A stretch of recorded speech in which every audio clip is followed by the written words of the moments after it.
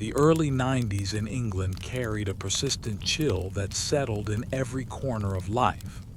Snow fell gently yet relentlessly over rooftops, streets, and parks, layering the city in a pristine white, fragile yet unyielding.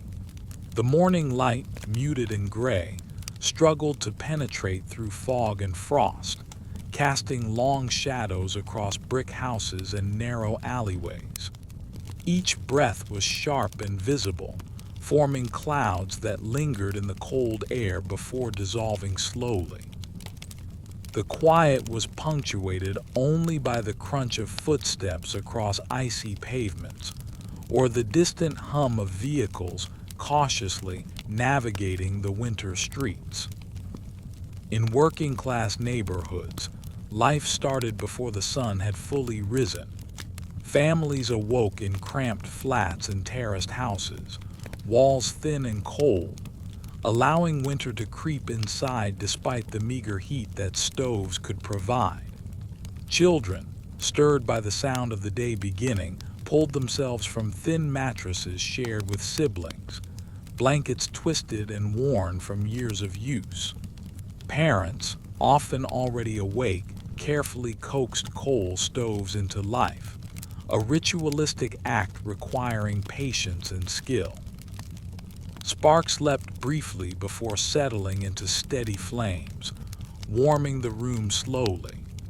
The aroma of burning coal mixed with the faint scent of damp wool and worn wood, creating an atmosphere both harsh and comforting in its familiarity. Breakfasts were simple yet functional. Porridge, sometimes sweetened with sugar if funds allowed, or bread with margarine, were eaten quickly to generate energy before stepping into the frost. Milk, if available, was diluted. Tea was sipped slowly for both warmth and alertness, and hands were rubbed together to stave off the chill. Clothing was layered meticulously, scarves wrapped tightly around faces, hats pulled low over ears, patched coats and gloves that had long lost softness, and boots mended repeatedly to protect from snow and ice. Every element of dressing was deliberate, a calculated attempt to survive the harsh morning. The streets themselves were alive with a muted rhythm. Children played cautiously in snow, making small forts or chasing one another, their laughter carrying softly through the still air. Adults trudged to work, factory workers, coal miners, delivery men, and street cleaners, breath steaming visibly in clouds before them. Each footstep was careful, the icy pavements demanding attention and respect. Vehicles, often struggling through snow or slush, moved with a cautious hum, drivers navigating frozen roads that could change from passable to treacherous within moments. Coal deliveries were a lifeline. Men transported heavy sacks across frozen streets, calling out destinations and balancing their loads with practiced care. Families gathered briefly outside to receive their coal, grateful for the warmth it would provide for the coming hours. Inside, the coal was stored carefully, rationed to ensure the fire could be sustained through long, freezing nights. Cooking stoves, small and unassuming, became the heart of homes, producing not only meals but vital heat. Markets were alive with quiet determination. Vendors displayed vegetables and fruits, often protected with tarps dusted with frost, their hands raw from exposure. Customers, bundled and wary, navigated the stalls carefully, their breaths puffing into the air, voices subdued against the blanket of snow. Children assisted parents, carrying small purchases, learning early the art of balancing necessity with endurance. The daily ritual of buying and selling was more than commerce. It was survival, a rhythm that bound the community together against winter's relentless presence. In wealthier districts, mornings were more leisurely. Large houses, insulated and heated, offered protection from the biting cold. Central heating maintained a constant warmth, while fires in fireplaces created both heat and ambience.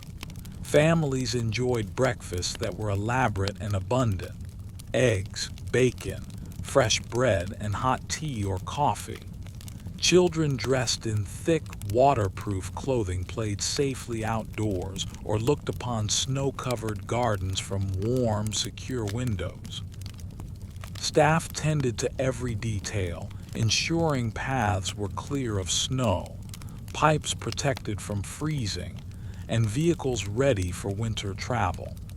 The chill existed as a distant reality, an element to be observed rather than endured. Daily life for the poor involved constant negotiation with the cold.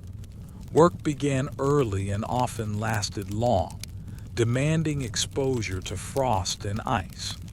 Factory shifts were punctuated by the discomfort of cold machinery and numbing winds.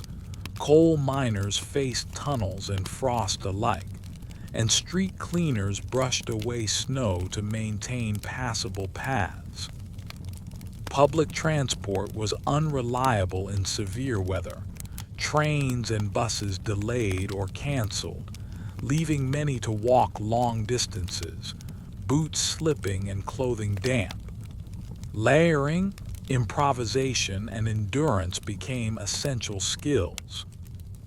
Despite hardship, life contained moments of resilience and subtle joy. Children carved small paths in snow, neighbors shared warmth in coal, and laughter occasionally broke the monotony of frost. Even small acts, mending clothing, wrapping a scarf tightly, or stacking wood efficiently, offered satisfaction and control over the environment. For the working class population, survival required creativity and cooperation. In wealthier areas, the same winter rhythms were filtered through comfort, offering opportunities for reflection, indoor play, and leisure that preserved the sense of serenity even in cold weather. By mid-morning, the city settled into a rhythm dictated by frost. Footsteps echoed in narrow streets, the faint hum of heating systems began in homes, and children returned briefly indoors for warmth before venturing out again. Snow reflected pale light onto brick walls, while lampposts cast long, soft shadows. The contrast between neighborhoods was striking. Some huddled under makeshift layers and patched clothing.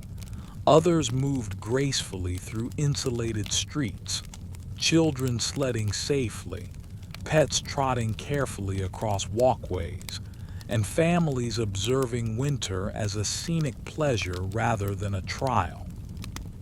Even with these differences, the entire city moved in accordance with the same rules: respect for ice and snow, vigilance against freezing, and the slow, steady pursuit of warmth. Coal stoves, fires, layered clothing, and careful movement were common threads that linked all classes, though expressed differently. Winter shaped the daily schedule: when to wake, when to dress, when to cook, and when to travel. Each decision required thought and effort, a testament to the resilience and resourcefulness of the population. As the frost lingered outside, families retreated indoors, where survival depended on careful attention to warmth and routine. In working-class homes, coal stoves were the center of life, their flickering orange flames providing both heat and light. Parents layered blankets and wrapped children tightly, adjusting scarves, hats, and mittens to stave off the lingering chill. Every movement was purposeful. Small hands stirred pots over the stove, Water was heated sparingly, and clothing was patched or layered again to conserve warmth. Cooking was an act of dual necessity. It provided sustenance and heated the living space, radiating comfort into every corner. Meals were humble yet nourishing. Stews simmered slowly over coal, their aroma mingling with the subtle scent of damp wool and smoldering ash. Bread was sliced thick, sometimes buttered if money allowed, or eaten plain. Tea, diluted or strong, offered a fleeting sense of indulgence and warmth. The act of gathering around the stove, sharing food and conversation, became a ritual of connection, a quiet assertion of humanity in the face of winter's relentless demands. In wealthier homes, routines were gentler, insulated from hardship. Central heating kept large rooms warm. Fireplaces added ambience rather than necessity, and meals were varied and plentiful. Children played indoors in thick, waterproof clothing, their laughter echoing softly across polished floors. Staff managed every aspect of life, ensuring pipes did not freeze, paths remained clear of snow, and meals were prepared and served on time. The cold was admired from windows rather than endured, a scenic backdrop to a life buffered by resources. Work outside the home remained harsh for those in poorer neighborhoods. Factory shifts demanded early hours, often beginning before sunrise. Streets were slippery with frost, and the wind cut through clothing, numbing hands and faces. Coal delivery, street cleaning, and construction required resilience and careful balance. Every footstep was deliberate, a negotiation with the icy terrain. Yet even in these hardships, small moments of humanity appeared. A neighbor offering to help carry coal, a child helping deliver groceries, or a brief laugh shared over the cold. Markets and shops were essential to survival, particularly for those with limited means. Vendors displayed frost-covered produce under tarps, their hands raw and red from exposure. Customers moved quickly yet carefully, navigating icy paths while children assisted in carrying parcels. Every exchange was vital, more than a transaction. It was sustenance, a way to endure and maintain daily life. The bustling rhythm of commerce blended with the quiet of frost-laden streets, creating a unique winter harmony. Evenings in working-class homes were a delicate balance of warmth, nourishment, and preparation for the night. After work and errands, families returned to the comforting glow of stoves. Laundry was hung to dry near heat, clothes were patched or layered once again, and meals were reheated or cooked to last for the night. Conversation was soft, stories passed from parents to children, quiet games played to preserve energy and body heat. Every small action was intentional, part of a routine honed by necessity and experience. In wealthier districts, evenings offered comfort and leisure. Dinners were elaborate, fires burned steadily, and rooms were bright and warm. Families engaged in reading, music, or conversation. Children played safely indoors, and staff tended to every detail of household management. Snow outside became a canvas for observation, a silent companion to indoor warmth and luxury. Yet the cold still structured life, dictating when to step outside, when to close windows, and how to move through the day safely. Throughout the city, winter demanded creativity. Working-class families improvised constantly, newspapers stuffed behind doors to block drafts, wet clothing hung near stoves to dry, and meals prepared in ways that generated both sustenance and heat. Each household developed strategies suited to their means, balancing resourcefulness with careful planning. In wealthier areas, routine and structure provided security, yet winter still influenced behavior, scheduling, and leisure, shaping life subtly yet unmistakably. Social connections deepened under these conditions. Neighbors relied on one another for warmth, firewood, or companionship. Children played briefly together outside before returning indoors, sharing small joys amidst hardship.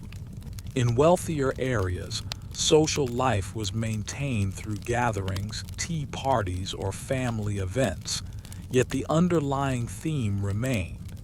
Winter encouraged proximity, warmth, and shared time. Snow itself dictated movement and perception.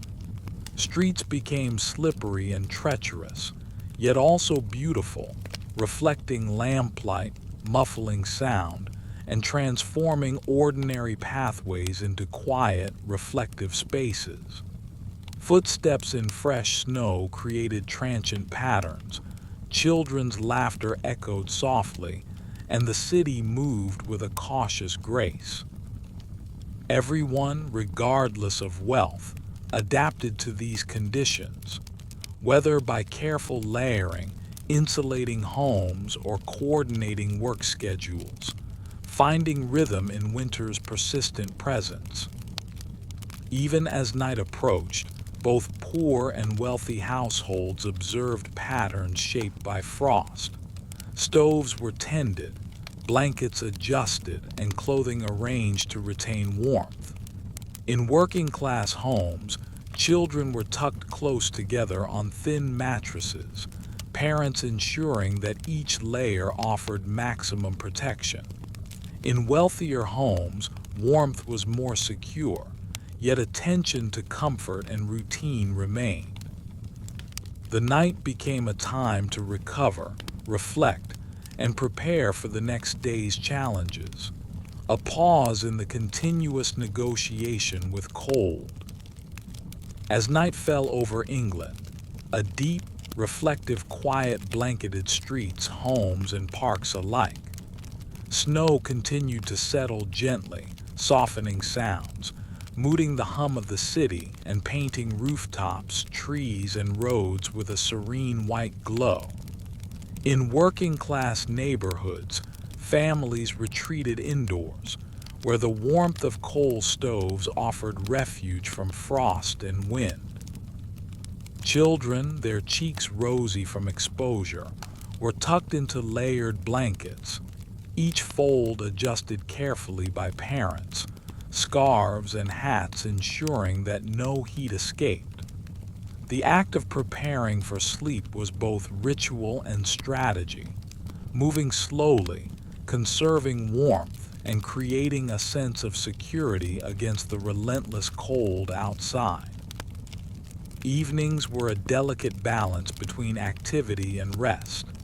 Meals, often simple stews or reheated portions from the day, were shared quietly, nourishing both body and spirit. The process of cooking over small stoves filled rooms with aroma and gentle heat.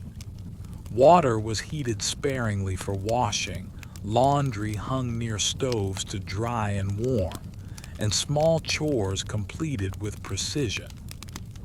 Conversation was soft, storytelling gentle, a lullaby of experience and shared endurance, passing knowledge, hope, and comfort from one generation to the next. In wealthier homes, nights offered comfort and structured leisure. Fires roared steadily in large hearths, lamplight illuminated polished floors, and rooms maintained a consistent warmth.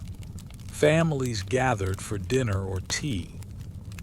Children played quietly indoors, and staff ensured all aspects of household care were managed.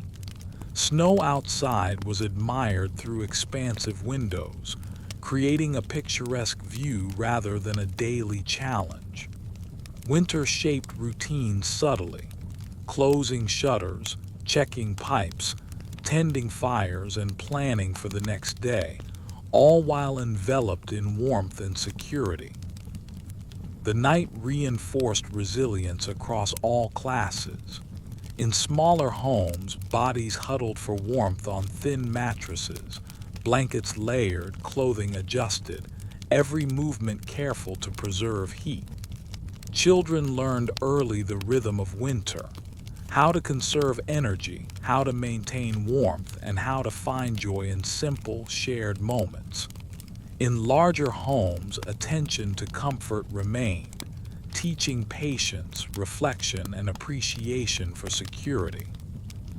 Across neighborhoods, snow muffled sound, emphasizing the quiet endurance of each household against frost. Even in the city streets, winter's presence shaped movement. Lamplight reflected off icy pavements, casting long shadows.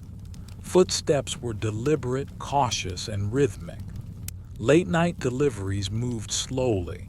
Ice-crusted vehicles crept carefully, and distant noises, a dog's bark, wind rattling windows, or snow sliding from a roof, punctuated the serene hush. The quiet encouraged reflection, observation, and appreciation for small details. The shimmer of frost on trees, the gentle glow of fires, and the subtle patterns created by footsteps in snow. Social interaction adapted to the night.